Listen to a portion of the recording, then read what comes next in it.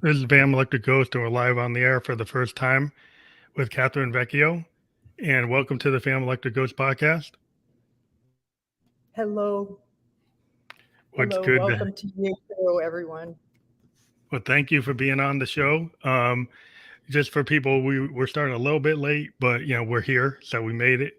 Um, so we like to talk about what the guest is going to bring to the show. So we actually have this as the topic. We're going to bring up, if you'll do what I want it to do. Why is creativity at the heart core of healing, and who is an artist? So that's kind of like the focus we're going to talk about today. But before we get into it, we are a featured podcast on the Newsly platform. We've been a featured podcast there for about 2 years. So if you use coupon code GHOST, you get 1 month free premium subscription. So you can check that out. And again, for those who are listening only, we have a website up. It says artfortheheartfoundation.org. And that will be fully Yes. clickable when we're published. But if people go to that website, what would they find there? Well, they'll find an explanation of how the program works, how we deliver it, and an explanation of how we came to land on this idea that creativity is at the heart or is the string that connects these multiple populations that I've worked with over 30 years. And you'll also hopefully get a flavor for my commitment to creating measurable results. While I like art, I like data points. I like to see that we're moving the needle. So hopefully you'll see that, and a little video where I explain it hopefully plainly. So you have over 30 years of various experiences and aspects of mental health. You've been in Mm-hmm. private practice, and you've been in city, state, county government, and you study at Texas A&M and Yeah. Trinity's Seminary, Baldwin, Wallace College, and Duke University. And you Mm-hmm. were a staff psychologist at a maximum security prison, and you've worked also with veterans, right? Yes. Uh, I worked on a contract at Fort Bragg, deploying our beloved soldiers to prepare for that. It's quite ominous, very sobering. Yeah, Yeah, and it is hard. Because my a lot of my family were military. I was like one, the generation. My younger brother, we went to college, but a lot mhm, of people in my family, back in World War II, they were in World War II in Korea, Vietnam, and so right. we were lucky enough that we didn't do that. But my older brother, he was in the Gulf War, the first one, and Hmm. so he had to deal with that, and he was a Hmm. medic, so he saw a Hmm. lot because he had to Right, go out and deal with the results of that, what happens right. on the field. So Yes, even to this day, that still affects him. And he's kind of guy. He's gone into nursing and is a PA, but he has to. He was able to go on to ambulance duty because he got used to that, hmm, hmm. to deal with that kind Yeah. of trauma level stuff. It's interesting with soldiers. It seems surprising to me for some reason because how we think of soldiers versus maybe elementary school children that engage art, we see really significant results in the data, and I love it. And also, you'll see on the website too something about trench art, which is really an interesting. It actually is what perked my passion with veterans and creativity. Um, but we see that we see that it helps veterans. And by the way, the number of veterans who suicide is higher than the veteran or soldiers that we lose in combat, and the number Hmm. is quite a bit lower. We suspect it's around 40 actually a day. But one of the things that soldiers do, if I might say this really quickly, is when they were in the foxhole in World War I, they took shell casings and created these amazing works of art. I'm talking about carvings that are unbelievably intricate. And there's actually a museum in New Orleans, the Trench Art Museum, beautiful, and a book on Amazon called Trench Art that is wonderful. What is really interesting about it is when I hold my trench art, what I think about is really getting in that foxhole. What was that like? They had to eat and sleep, stand in the cold and the rain, and they were on duty, eating the MREs, which are difficult, right? And then to survive. And the one I have says mom on it. So, that was a tool that they used for survival. How fascinating to me that is. That's really interesting because, I'm a big fan of comic books from like the golden age. And a lot of the golden age comic book artists were in World War II, guys like Jack Kirby, Steve Ditko. They're famous for creating like Spider-Man and Captain America, and they were actually in World War II. And so they had a lot of this comic books from that time period were talking about the war. I mean, Captain America was actually happening in the 30s. That was the 1930s comic book. And a lot of the art in those early days from like the early version of Marvel and DC, a lot of those artists were veterans. They came probably from that foxhole art, and they found out they had ability, and then they started translating those stories. Initially, they were a lot of war comics, and then they translated the characters like Captain America that were kind of beyond that. But I'm Italian American, and my father, first generation, when he was a soldier, it transferred him into the idea that he wasn't just Italian American, he was an American.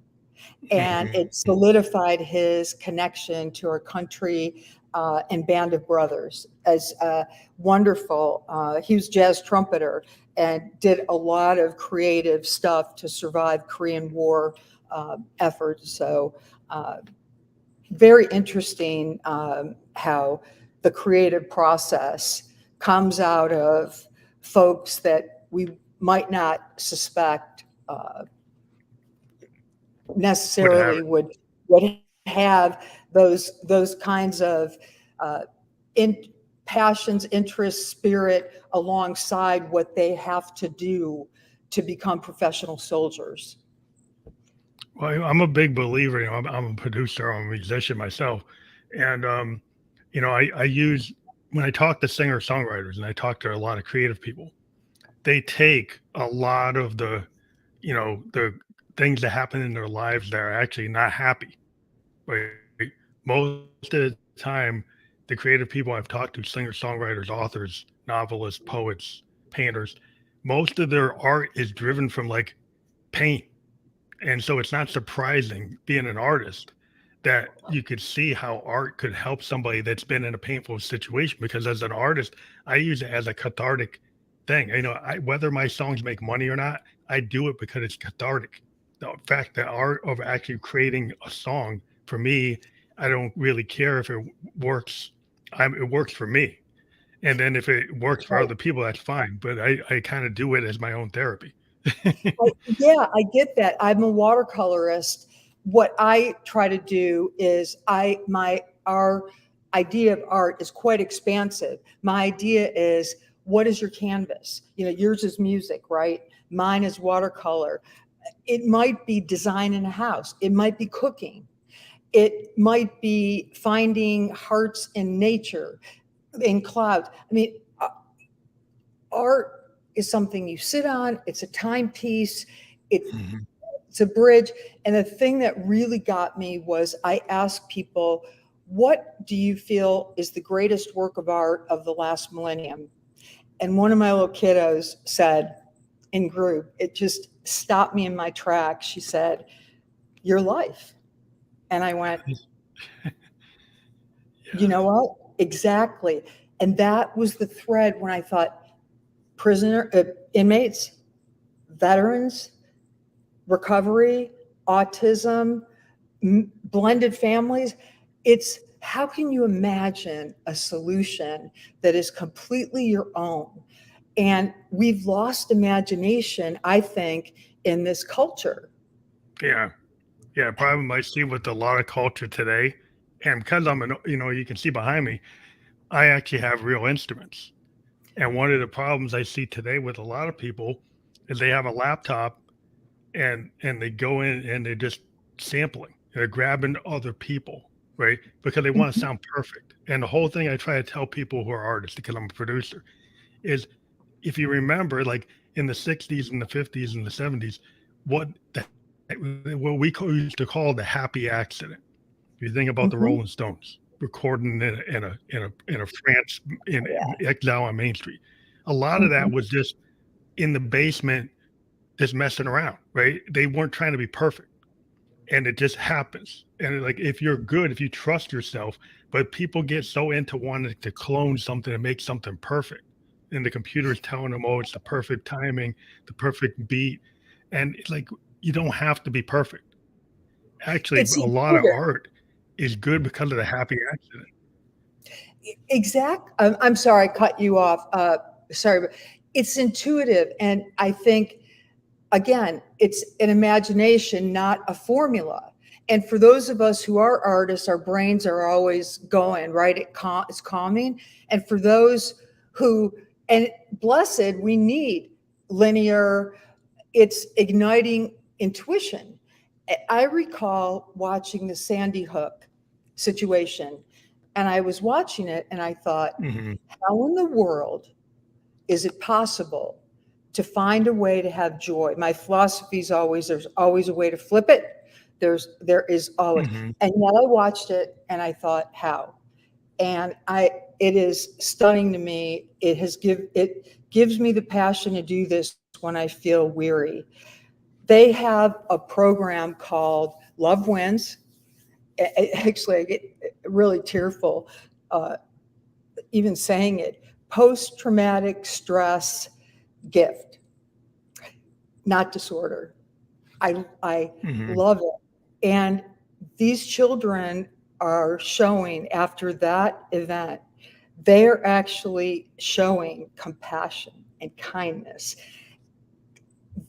The mothers and fathers who did that, they had to start with it. I feel just not a linear solution, Mhm. intuition, imagination. How do we create something out of a mess? Kind of like jazz, Yeah, it's it like kind jazz of goes fusion. right. Exactly, exactly.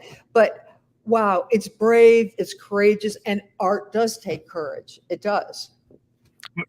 Well, you think about it, like like I always like I had this. I was taught on classical instruments like clarinets, and I could sheet read. But what I Mhm. found is like when I really started to create art, I started to get away from the sheet, and I started to kind of go more into like bebop and fusion and experimental work, right? Because I felt Yeah. like, yeah, I already know how to play, right? I want to try to push it. And what I Mhm. found Yeah. is like poets think about like if you think about a poet like the old Victorian poets like Blake and Mhm. Tennyson and Wordsworth, they talked about the Right. muse. They talked about like they could feel it and it would kind of come through them. Especially Mhm. William Blake and his songs of innocence and experience, he kind of felt like he was kind of being guided to the point that he did all his poems on metal etchings and they're pieces of art. People Oh don't yeah. realize that the songs of innocence and experience are actually on etchings. There were metal etchings with all this artwork, and people don't see the art; they only see the poem. And so this whole thing where he had this experience where he's trying to make this multimedia thing, and he never even knew he was going to be famous. He's one of the Victorian poets that he just did it because he felt he should do it, and he wasn't famous in his time. That is just such so beautiful. It uh, sparks me to think of something. We do a lot of repurposing. I tell the kiddos and people, we try to provide mediums for people who don't have access. I say, go shopping in your house. Look around your house, like a scrubber that's copper. We cut it up. That becomes glitter that we put in something. We repurpose. And my Oh yeah. inspiration was at the prison.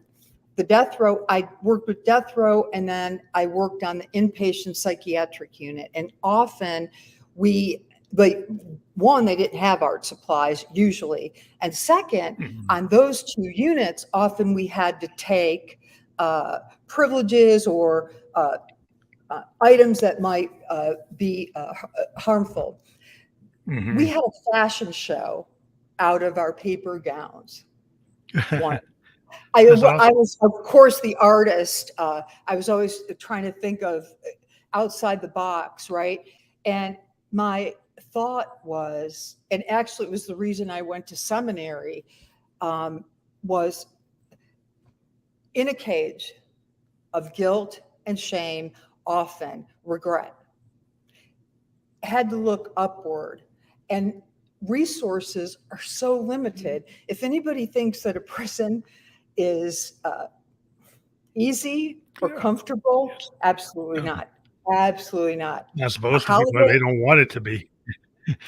Exactly, and with privatization, but making stuffed animals out of paper and these kind of things, and the imagining what it was like to create poetry of that caliber with such little resources. And here we have what we have. Let's create, let's go for it. Let's do with it, right? Well, you think about art is like, people have limitations because they think, oh, like I can't be Longfellow, I can't be Blake, I can't be Wordsworth, I can't be somebody from the Harlem Renaissance. But the whole thing I try to tell people when I'm a musician, I always look for somebody that show me the song that you're the most scared to show anybody. Because what I tend to find is that is the one that actually shows the true version of who they are. Where a lot of the other stuff they're showing me is just a clone of what's popular.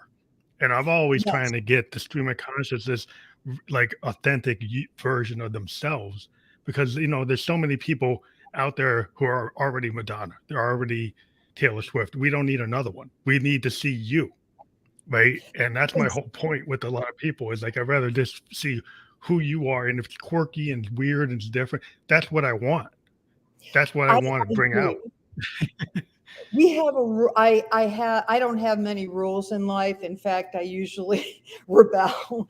However, we have two kind of rules. One is everyone comes up with their own personal volunteer program. If you're part of this, maybe small, maybe simple, but gratitude and service is one of the most powerful tools. And the idea is you must create your own volunteer program, right? One of my kiddos did a sachet of catnip and took it to the pound. But the other rule is you never throw your art out, because new eyes on it, or it might bless the person next to you, or you might cut that painting up and create something else. But it's art. And we want to cherish that, right? And I totally agree with you. Many of the pieces that artists had thrown away become some of the greatest works. And I think this idea where we kind of worship celebrities, I would just challenge folks to think about, if you could change one life or inspire just one life, if you really think about that, how significant is that? How incredibly significant if you could encourage one person on this planet, and versus thinking of like an arena, and really meditate on that concept. Yeah. You do. I think, I totally agree with. But I think we have this whole worshiping of these mega personalities, and then they're getting all the resources, right? So there's so many artists on Spotify, but then you get the mega artists, they get all the attention. And so my whole podcast from the beginning, I talk to only emerging independent artists that aren't big labels, that aren't signed, that aren't really big. And I talk to them all over the world. And the whole point was, I'm a fan of music. I'm a musician, but when I was a kid, I was in the college radio station and I was breaking bands like REM. I was breaking all these bands that nobody heard because Yeah, I thought that I saw what was in the top 20 and I was going for the underground. I was going for the bands that were doing funk, punk, and weird things that nobody ever heard of. Like, what's that? And I was yeah, like, well, why not? But because like if you just keep on repeating things, it's like what do you get? You get the Beatles, you get the Monkees, you get the Yardbirds, you get the same thing, right? You get a similar thing, right. power pop, British invasion. But like what I want to listen to is Sun Ra. I want to listen Yeah. to something like Coltrane. I want to listen to something so Oh, off kilter Coltrane. like Velvet Underground, or something like Lou Reed, or Suzanne Vega, or somebody trying to do something different. Right. So my mindset is like I was always looking for somebody that nobody was listening to give them a spotlight to show that like the whole idea of punk was that you didn't have to have a perfect you didn't have to be Marvin Gaye. You didn't have to have Right, perfect pitch. That you could come out like the right. Ramones or the Clash, like a Talking Heads, and you could be David Byrne. You could be doing something really weird and arty and be at CBGBs and like, wow, there's something about that. And it was true. But people today, like, would you actually allow a David Byrne to happen today? Would you allow a Talking Heads to happen? Because it's like, oh, that's weird.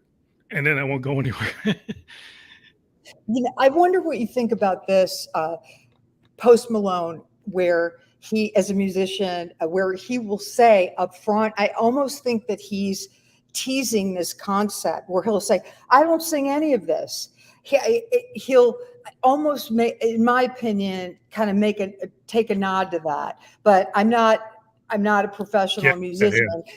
It's refreshing to me, and my kids seem to like that the idea of be completely transparent, not kind of wanting to uh, be something he's not, and then show that many not criticizing, but saying it in that kind of manner that's not critical, right?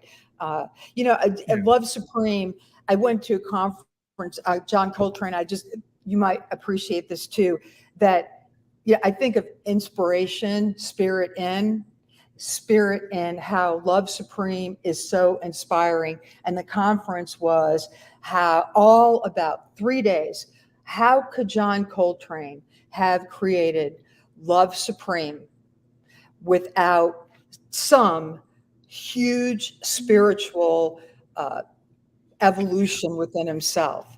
3 days of this is Yeah. amazing. I'm a believer in that concept. I don't know. I mean, there's a church that he has out in San Francisco. I'm not sure what his faith particularly was, but that's not the point. You know what I mean? It's Mhm. again like the women in the cells. They're looking Mhm. this way, right? What a gift, because we live in a messy world, right? Yeah. It's hard to find that elevation. When I see artists that, when, you saw like Miles Davis, I mean, Coltrane was with Davis. So he was Oh getting yeah, trained by one of the masters, right? So he was willing to, and he was seeing what the whole point of Davis was pointing out to a lot of the jazz guys is you don't have to be stuck in one genre, that you right. can push Yes. it. Like when he was doing things, he kept on doing multiple genres, even to the end of his life. People said, "Why are you doing that?" It's like, what was he doing? He went from bebop to fusion, and people said that he would. Oh, that's like being a Judas. That's like what they said to Bob Dylan when he went electric. Oh, you Hmm. can't do that. He went to Newport Jazz Festival, and the people got all pissed off. It's like, well, sometimes you got to change. Sometimes, like, you're not going to do the same thing because it's boring. Like, if you're an artist, a lot of times Yeah. you evolve, and you evolve. You were 17 when you had a hit. You were 24. Now you're 29 or 30. You're not going to want to do the same thing you did when you were 17. Most of the time, you don't. Unless unless it's turn off technology. I mean, there's research on this activity, how it changes us. My hero is David Bowie. At the Yeah. end of his life, right? I mean, outside the box forever. And I was a teeny bopper in that era. So, in Cleveland, from Cleveland. So I was out of my mind about him. But at the end of his life, he does that Broadway play. because he had that passion to do it. And he just didn't stop, what, like you're saying, outside the box Yeah, all he the kept on time. innovating. Even at the end, he knew he was passing, and he created this whole visual thing. When he knew he was dying, he actually put it into his art.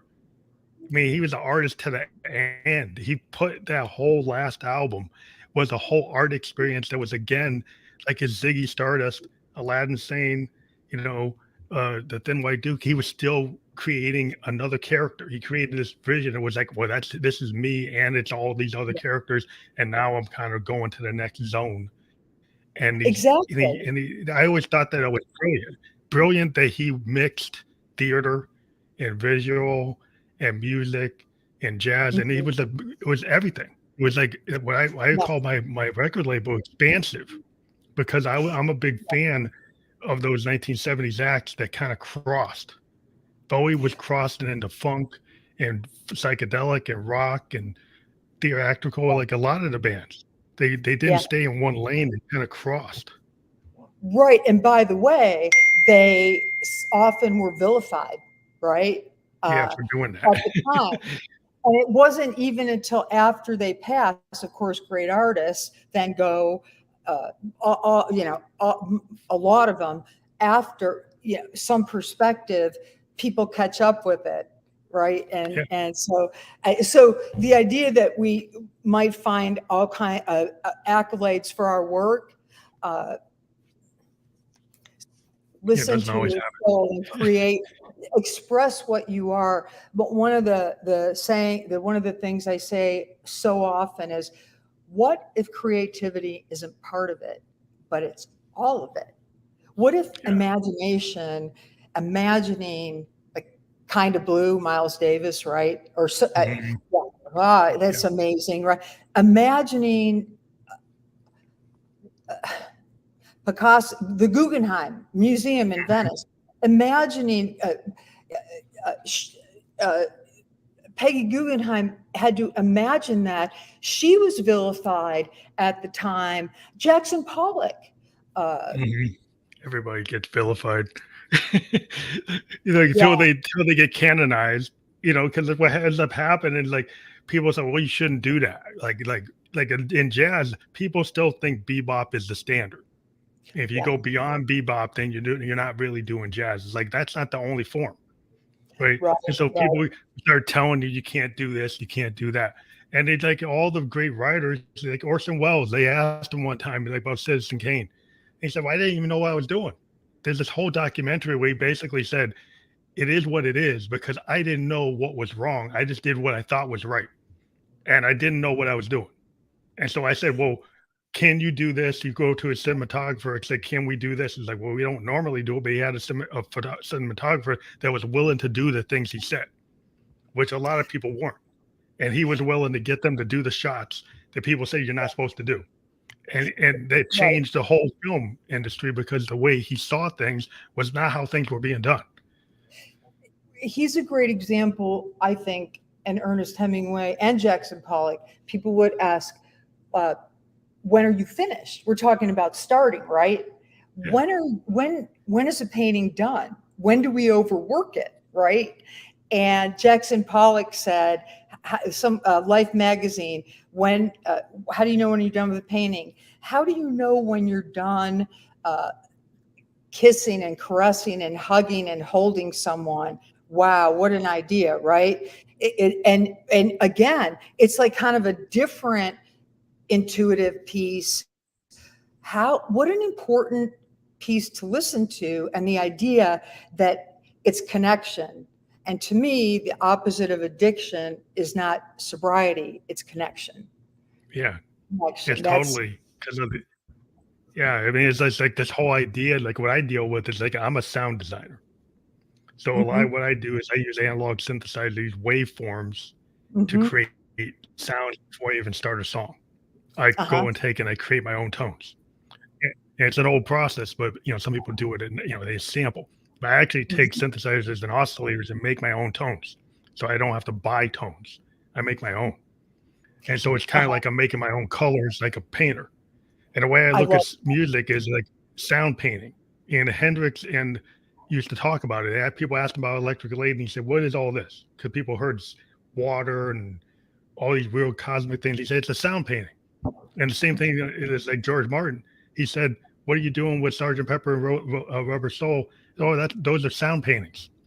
He actually talked about Monet, and he said, "I could have recorded the Beatles like a hard rock band, like just a band, but then we said we could use the studio as a canvas, and we can do stuff that we used to do Yes. on Peter Sellers records. He used to do all this stuff for Peter Sellers, and the Beatles actually knew about it. And he Mhm. used to do backing tracks, backward tape loops, all these like applause, people doing field recordings. And they said, what if we take some of that stuff from the Peter Sellers records and actually integrate it into the Mhm. music?"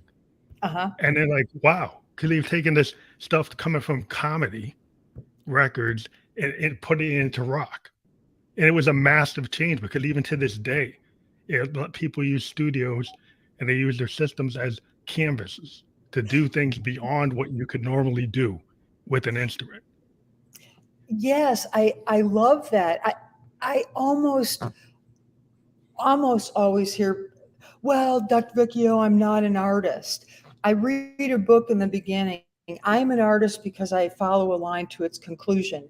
I'm an artist because I see that droplets of rain reflect.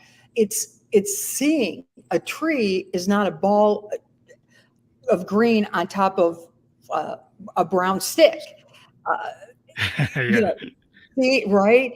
And I remember one little guy said, "I can't do anything," but he cooked. He was a cook, and I said, "Your canvas is That's an your art. cooking." He loved air Oh, fryers, and I said, "So he does a YouTube piece." I think he said like 36,000 views or something, and he's wonderful. And now he's into drama, and so our we're so expansive in our ideas, and we're so blessed we have gotten high school credit for our one of our full 10-week programs, and that's awesome.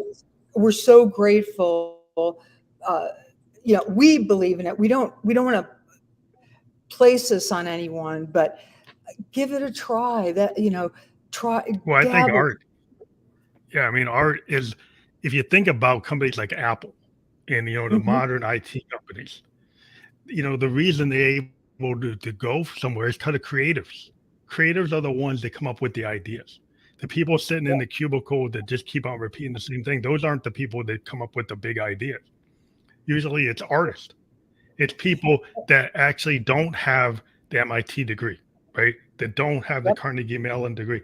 Sometimes there's people come out of left field and they're actually artists. They're people, and you try to measure on the bell curve and they don't measure right, right? That's how it happened to me because I'm a musician, but I'm a software designer. But I don't Oh, not train. I don't have a degree in software design, but I've been doing it for 27 years.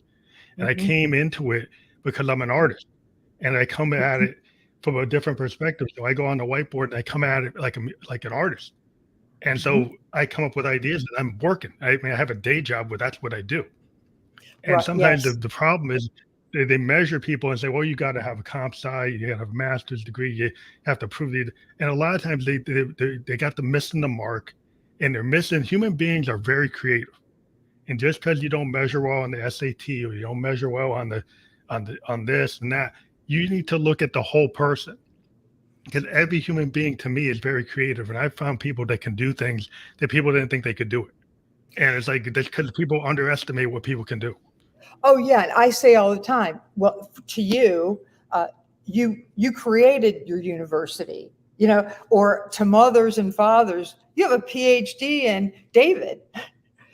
And it's validating because again, what we value in our culture, it's sort of somewhat sometimes so structured that we're not thinking outside the box. Where do lemmings end up, by the way? Where do lemmings go, Yeah, right, when they follow?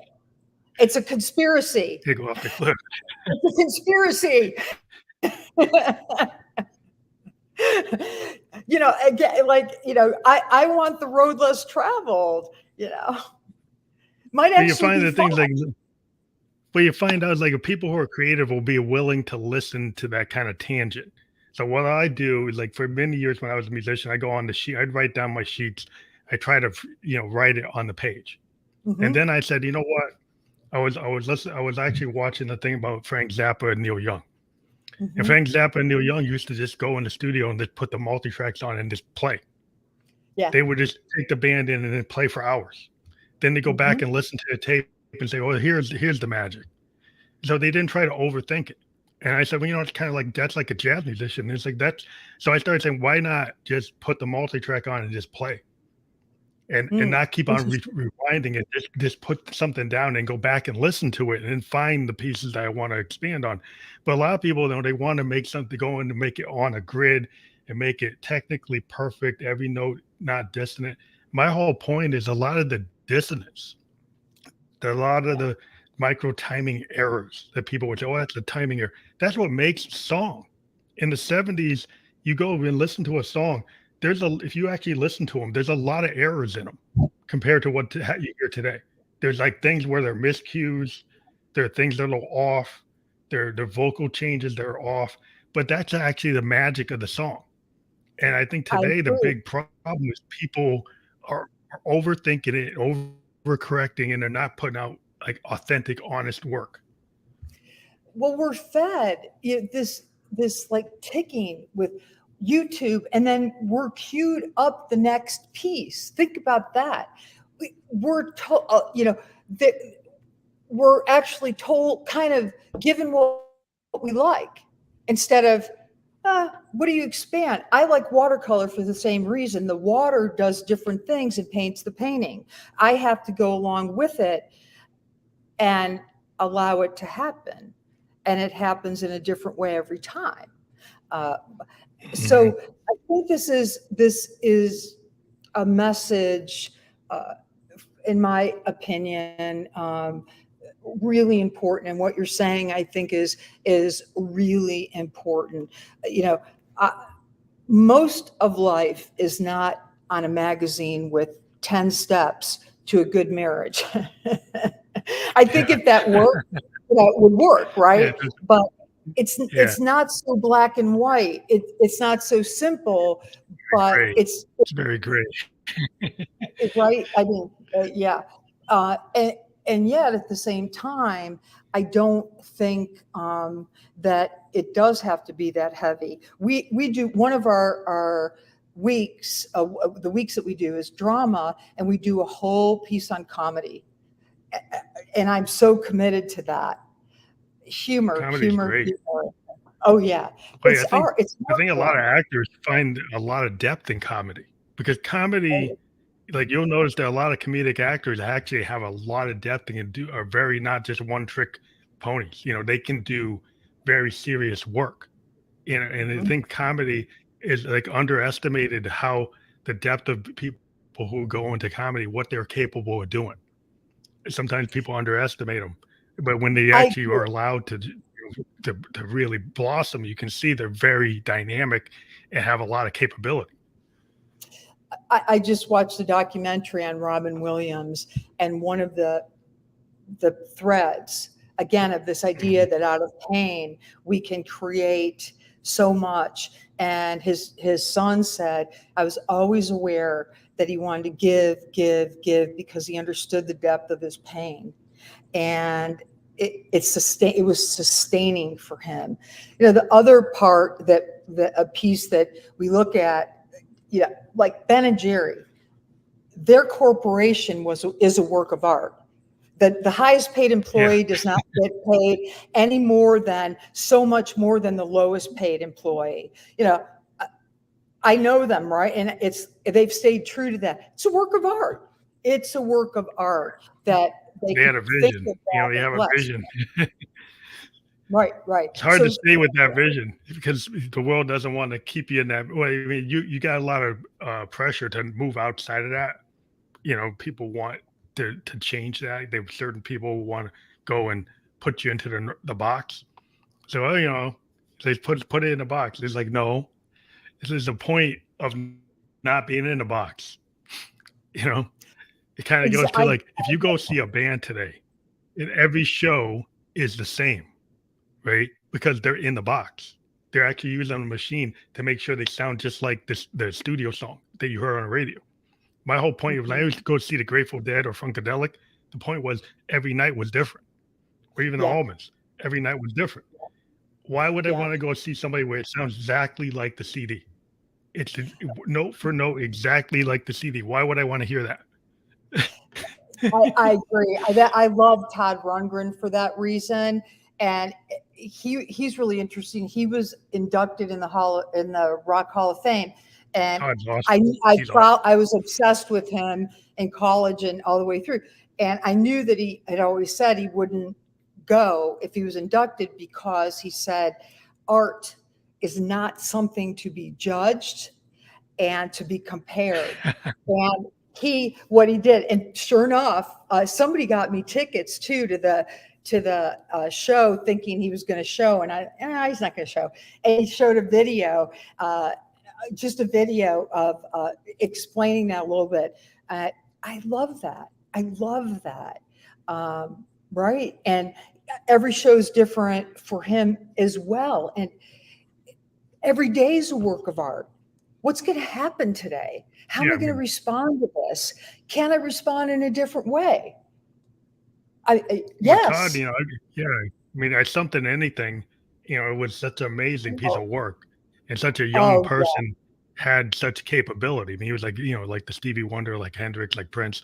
He had that capability, and I have all his stuff. And as a songwriter, there are core songwriters that you need to study, and he's one of them. Like if you're gonna write songs and you're trying to write a song, and Mhm. even think about something like that any of the songs that come off of something or anything, it's like that's like the model. And then even on that album, he could do that hit song, and then he has all these songs that aren't really hit songs, the deeper tracks. And my whole point with the live kids today is like if you don't listen to the deeper tracks from an artist, you don't really know who they are. Because if you only listen to "Hello, It's Me," you don't Mhm. really know who Todd is, right? If you actually listen to everything that's on Something Anything, then you would start to know who he is. Yeah, dream goes on forever. Right. I heard him say that he said, I got tired of myself singing about breakups. And I thought, don't we get in that rut, right? Our broken relationships and kind of obsess about it.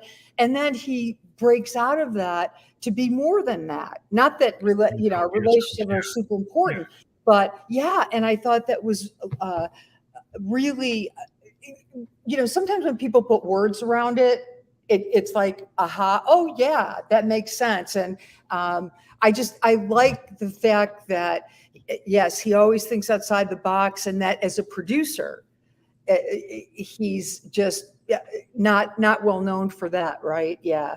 Um, yeah, but I mean, he did a lot of work. I mean, he worked with the band. People that might mhm, not know. I mean, he had a lot of capability.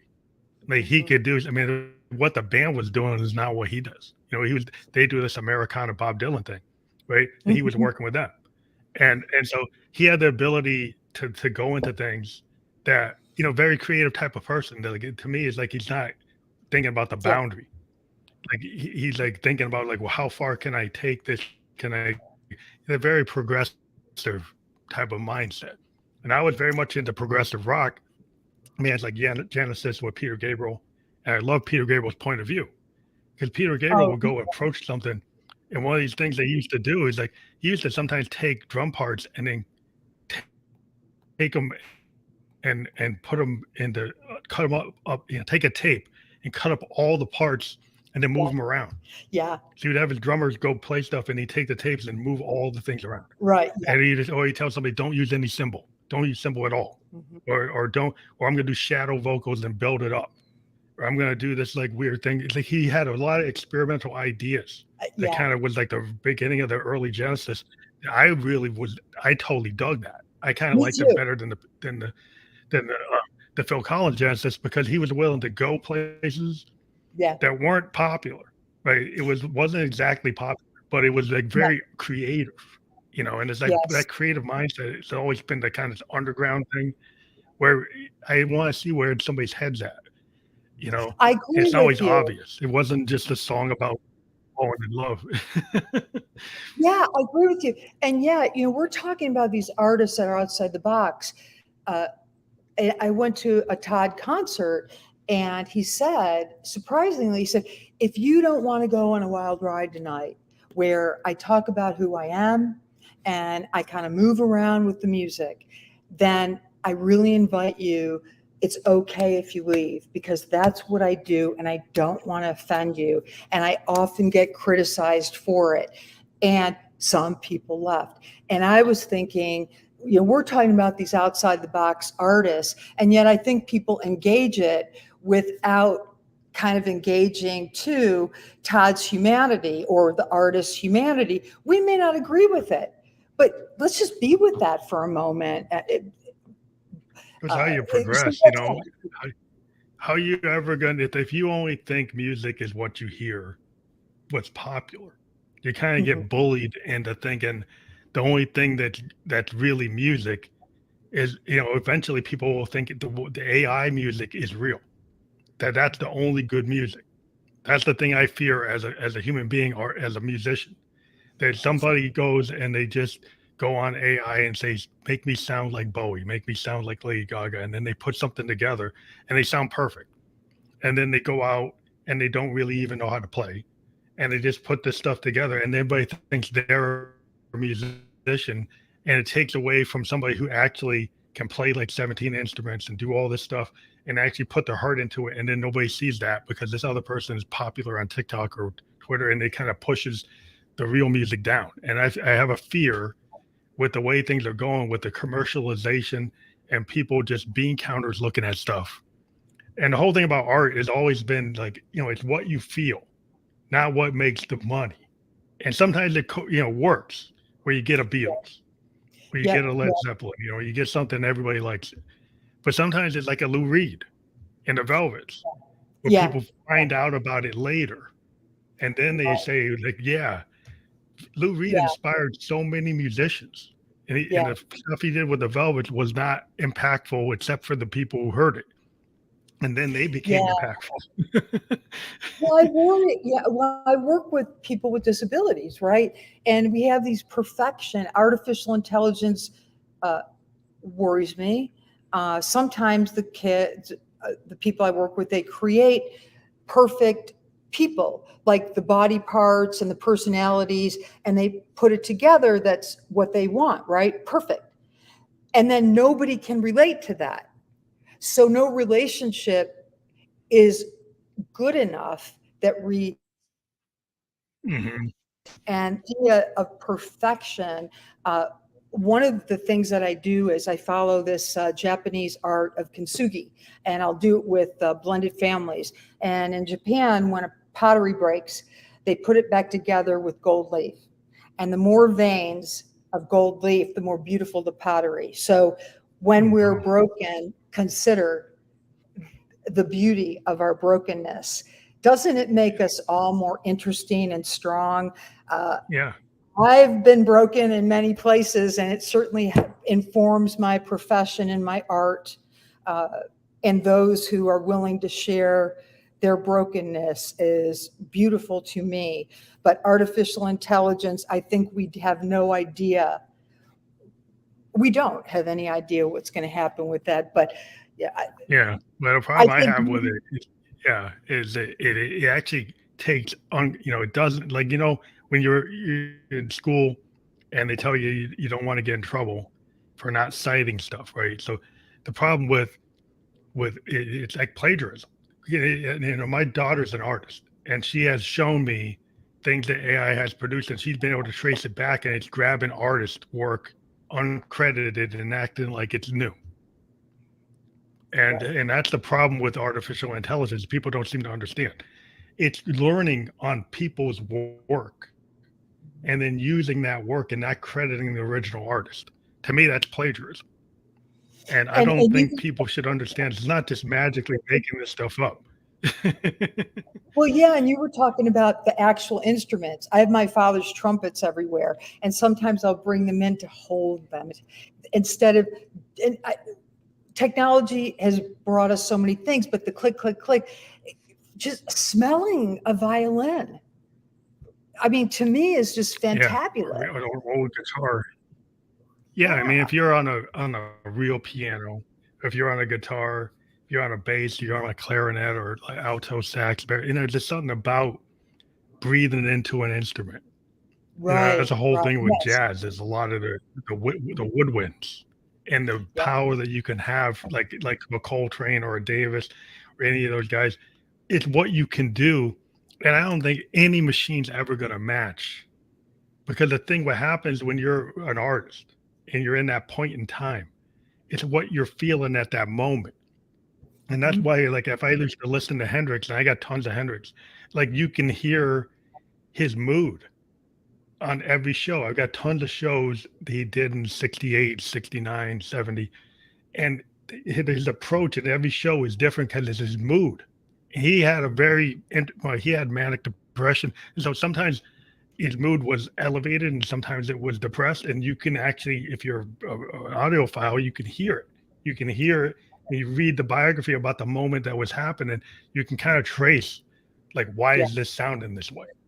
Right. And that's about being a human. And that's part of the art. And I think the metaphor for me is feelings can change. If you're depressed and we can move through that, right? Right. And there's all these metaphors that of encouragement, right? So, well, I really enjoy talking to you. This is great. Very nice. Yeah. We're still good. Yeah. So clarinet, you mentioned clarinet. I took clarinet in elementary school and had no idea that it was one of the most difficult instruments until I got it in my little hands. It is hard to And make it sound yeah, good. yeah, I was the violin. Yeah, it's one of those instruments it's very easy to sound bad. Uh, Well, it's great. You're yeah, brave. it's You're brave. Yeah. Um, yeah. So it's very interesting to speak to a musician and the connection to the colors. I really appreciate that. We do one of the weeks too is we do a soundtrack of your life. And mhm, I got involved in Aerosmith's Recovery Center in Fort Lauderdale. And one of the things they do when they pick people up from the airport is they ask them to give the playlist in advance and they play it in the car from the mhm. airport in. The soundtrack of your life. What would your album cover look like? I mean, That's cool. yeah, it's and it is really amazing. I had one, and then sometimes what is a song that is it's a forced choice. I'm going to ask you in a second, okay? Forced choice as a musician. What is the song that has been the most significant for you in your life? Again, it's a forced choice. It's a hard question, Mhm. right? But what would it be? For me, I really like Voodoo Child from Hendrix, Yeah. just because it's kinda at this period where he was super creative on that album on Electric Ladyland, and he Hmm. mixed the Delta blues with his psychedelic cosmic interpretation. So Hmm. it's rooted in the blues, but it's way beyond the blues.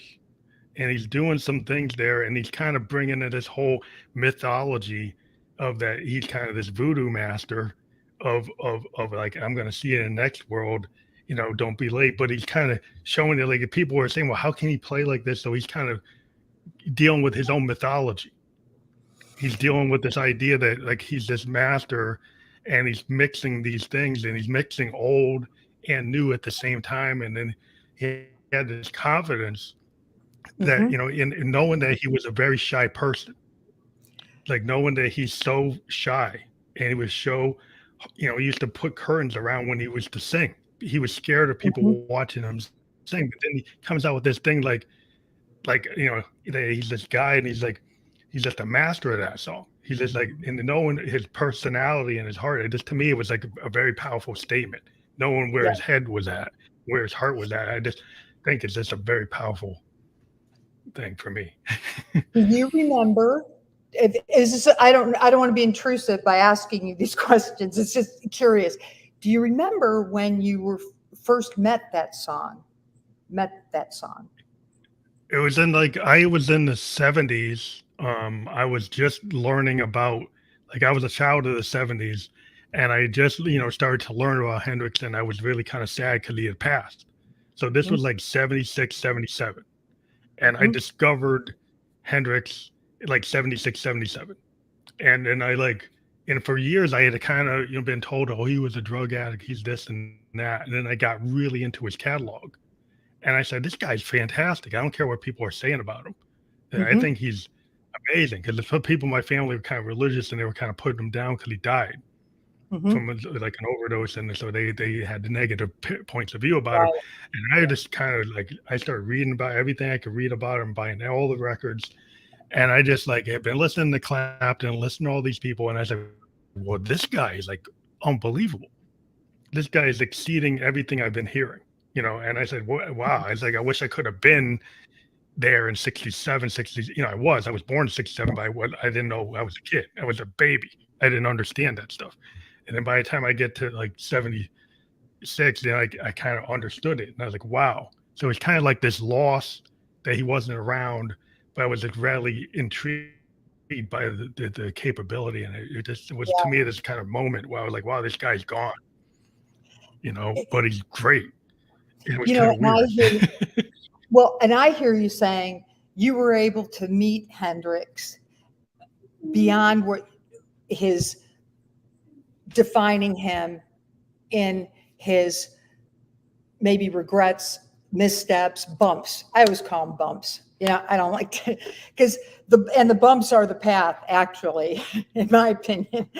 But that you're able to see him. So maybe if we create art where people are able to know us for our real selves, not just the bumps. I mean, they're part of us, but that's not all of us. And it feels like to me that's what you were able to do with Hendrix. That's a beautiful thing. We show videos and we'll ask the people in the groups. And group is always our preferred. We don't always, but preferred delivery, because again, my philosophy is connection. It's the piece that's missing. And we'll tell people, especially addicts, go to meetings, connect. Well, people don't know how. They don't have tools, right? They don't know how to resolve conflict.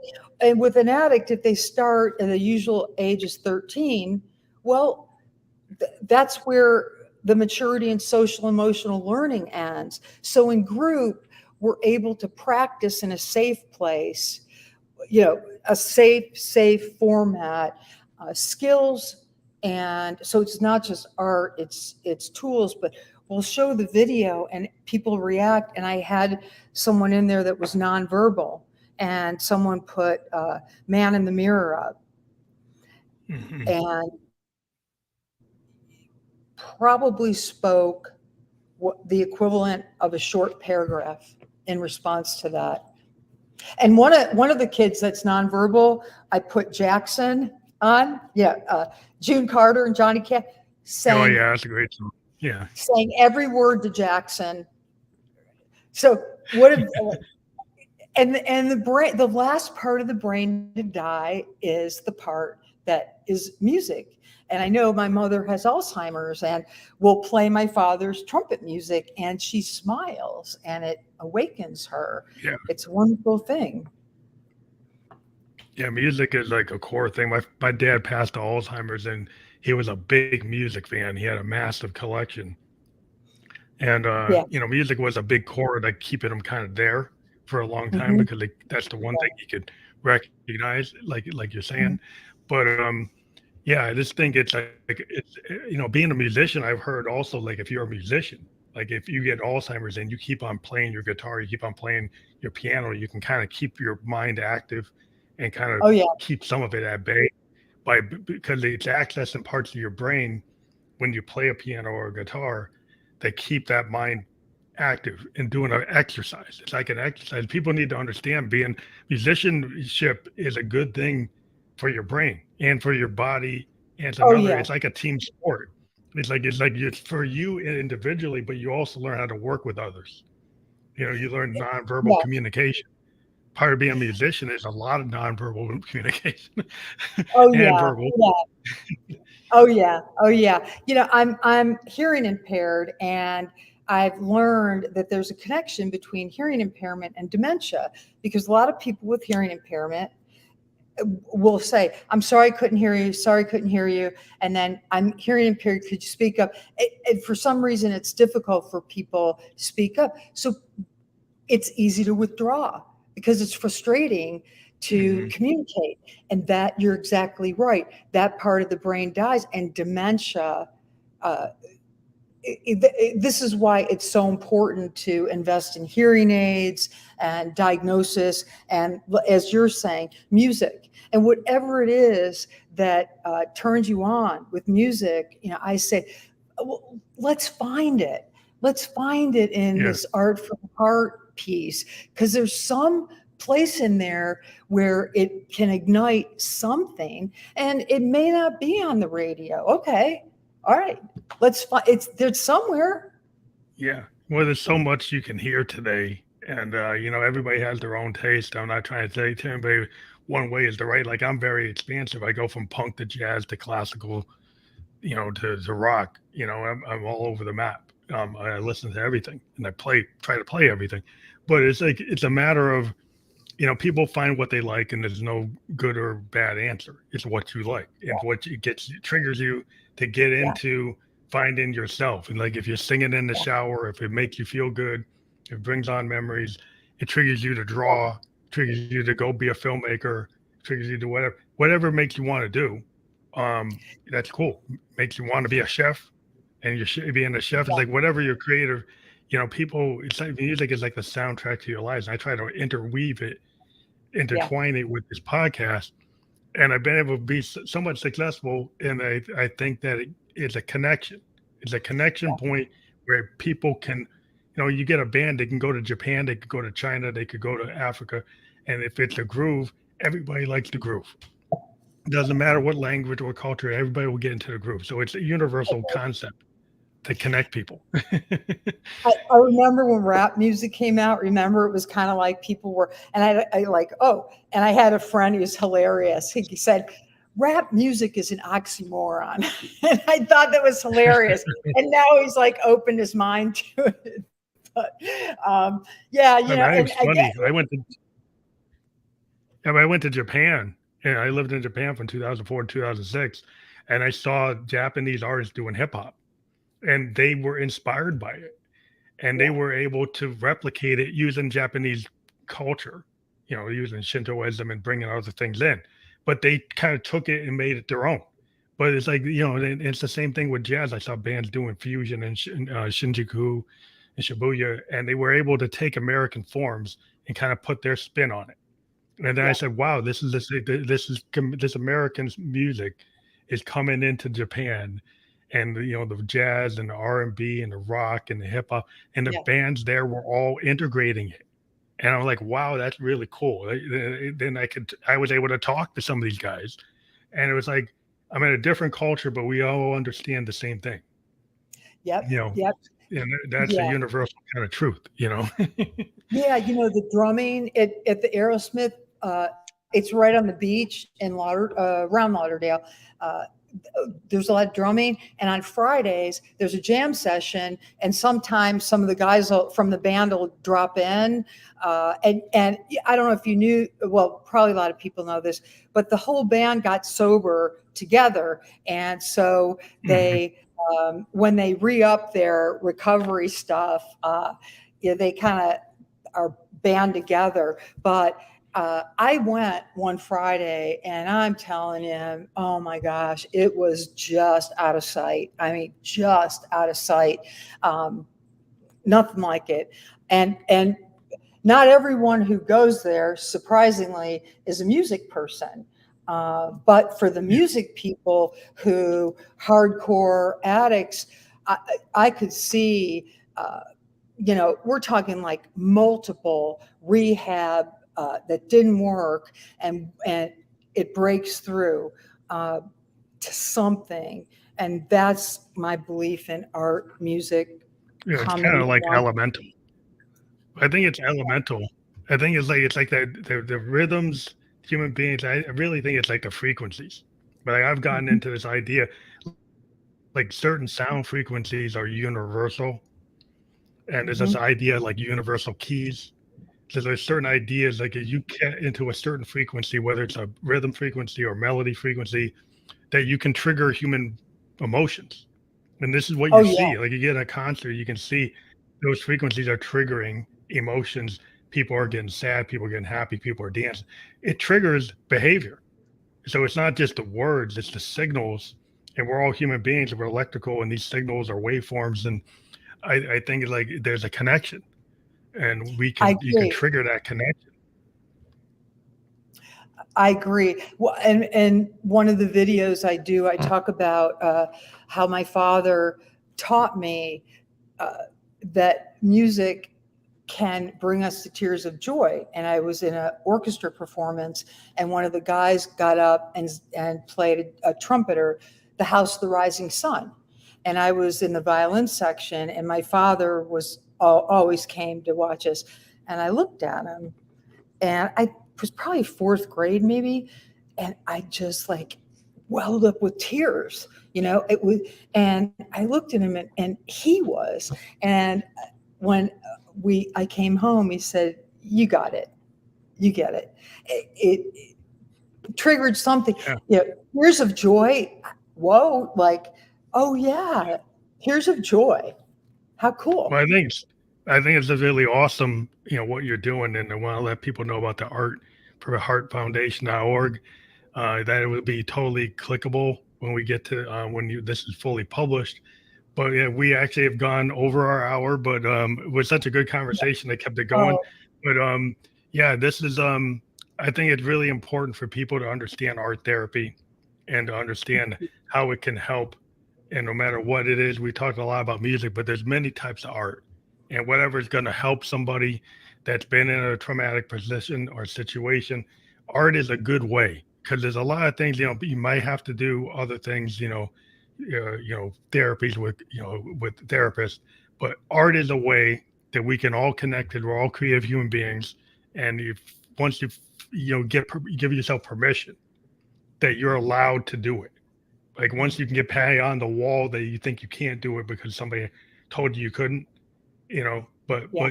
everybody can, and you'll find something that works. We're going to have a virtual art show in October.